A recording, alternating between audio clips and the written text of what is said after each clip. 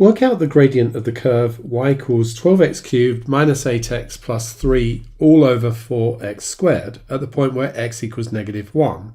You must show you're working. If you know a technique such as the quotient rule, you could use that. But here we can actually simplify it just by doing some algebra.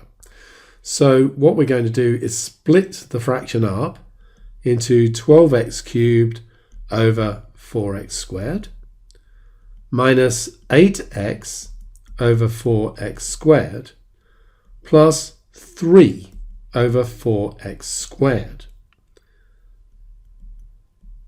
12 divided by 4 is 3. X cubed divided by x squared is x. 8 divided by 4 is 2.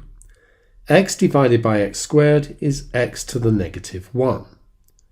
And then here we're going to have 3/4 x to the -2.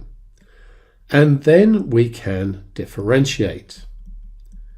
For 3x, remember that's a 3x to the 1, and 3x is just going to differentiate to 3.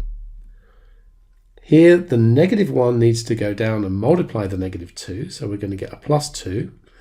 And we need to reduce the power by 1, so it's going to be -2. And then with this one, the -2 is going to go down and multiply the 3/4. So that's going to be -3 over 2 and reduce the power by 1. We can write that as 3 plus 2 over x squared, take away 3 over 2x cubed. So dy dx, given that x is equal to -1, is going to be 3 plus 2 over -1 squared, take away 3 over twice -1 cubed. Now obviously you have a calculator, but we can do this without. -1 squared is 1, so it's just 3 plus 2. And then take away 3 over -1 cubed is -1, so -2. So we have 3 plus 2 plus 3 over 2.